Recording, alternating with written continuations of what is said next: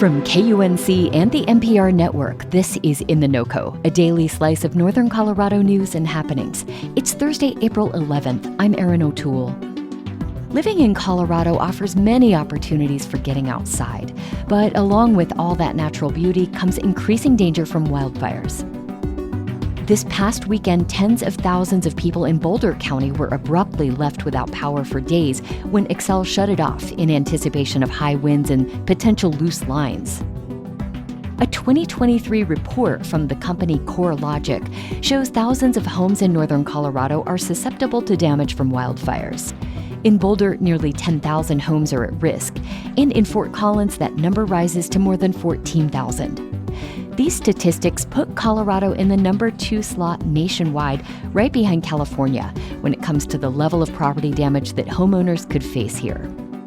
For more on this, we're listening back to a conversation with Jude Bayhem. He's a professor who researches wildfire management at Colorado State University. Looking at this report, it feels like a reminder that fire behavior is becoming more extreme. I'm wondering how much of this is due to changing weather patterns fueled by climate change. Yeah, I mean, it certainly is. I think the evidence is starting to become clear. Wildfire behavior is becoming more extreme as we see more extreme weather events. With regard to fire, that largely involves high temperatures and high wind speeds. So if we think of the most destructive fires, and one familiar in Colorado is the Marshall Fire recently, a wind-driven fire where residents had very little time to respond and firefighters had very little time to respond. And in those instances, it's very hard to stop the destructive force of fire. The homes themselves become the fuel and fire transmits between the homes. And of course, the state's forests have been hit hard by drought and bark beetles over the last few decades. Our drought situation is moderately better at the moment, but are those still factors in wildfire risk? It certainly is. I mean, dead and down trees contribute to the fuel load, but also live trees. And what we've seen, and it's been documented in the academic literature, is that the aggressive fire suppression over a long period of time has led to a buildup of fuels. Some of those fuels have now been killed by pine beetle and other factors. So in general, we have a lot of fuel in our western forests, and these forests are adapted to fire, so they are meant to burn on occasion, and we've intervened in that cycle, and so now we have a lot of fuel, and when that does ignite, it can lead to extreme fires. I want to dig a little bit more into our current fire suppression policies and firefighting policies. What's the problem here? What do you think needs to change? Ooh, that's a big question. And there's a lot of complexity, things we're still trying to understand. I think there is an understanding that some fire is good, that we need fire in our fire-adapted ecosystems, particularly in the western U.S. But there is a tension between letting fires burn and letting that process occur to restore the state of our environments. And we have to balance that against protecting property, right, where people live.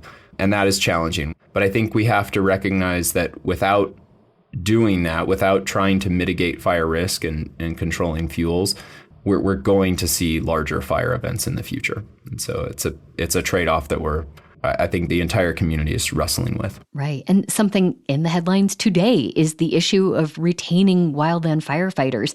If Congress doesn't approve making a pay increase for federal firefighters permanent, they could stand to lose something like $20,000 a year in salary. I know the deadline is looming to get this done. But I'm wondering, when it comes to the difficulty finding or keeping firefighters, is it pay issues, or is some of this caused by just pure exhaustion with the growing workload?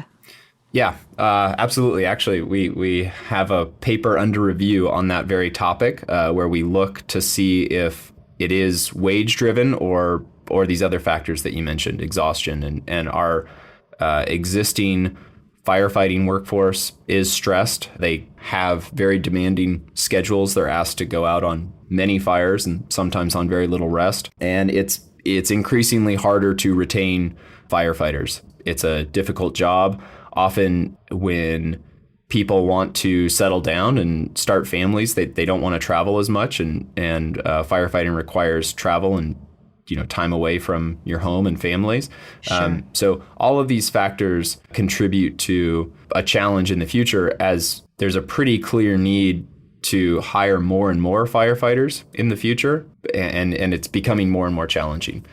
There is legislation in the bipartisan infrastructure law that was passed a few years ago, and then even more recently in the Inflation Reduction Act, that does designate money toward workforce retention training programs. So I think the agencies that fight fire, Forest Service, Department of the Interior agencies, are aware of this and trying to at least make progress toward this issue. So, Jude, given all of this, what can we do to help reduce our risk as individuals or, collectively as a community?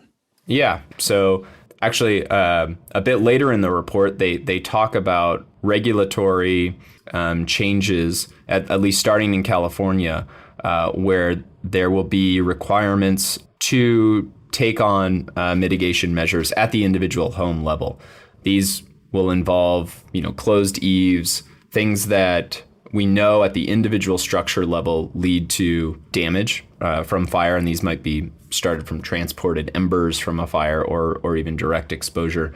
And so people can, always take those measures proactively without regulation, without requirement by your insurance company. And there are lots of resources out there. Firewise Communities is a program that really works to educate the communities. And then get involved in your local community. There are often community organizations that are looking to reduce community-wide fire risk. And so they may pool resources to engage in fuel managements nearby a community, things like that. Well, we know Colorado is going to have to continue having conversations around wildfire. Jude, what do you feel is missing from the current conversation? Yeah, I think one of the things that is a challenge to communicate, and the CoreLogic report does a nice job alluding to this issue, but just how much more extreme fire we are starting to see, and how that may change how able we are to respond to these fires. We're really starting to see these wind-driven fires like the Lahaina fire in Maui. And it's increasingly difficult for firefighters to respond to this. And so as we're moving forward, I think we as the citizens in these communities need to understand that fire suppression and firefighting is not always going to be effective, is not always going to save homes and protect people. And that's just the reality in our changing environment. Jude Bayhem is an associate professor in CSU's Department of Agricultural and Resource Economics. Jude, thank you so much for joining us today. Yeah, thank you. You'll find a link to that CoreLogic report, plus a few helpful resources to help protect your home from wildfire in our show notes and at kunc.org. That's it for us today here on In the NOCO. Ariel Lavery mixed this episode. I'm your host, Erin O'Toole. We'll be back tomorrow with more of what's happening in Northern Colorado.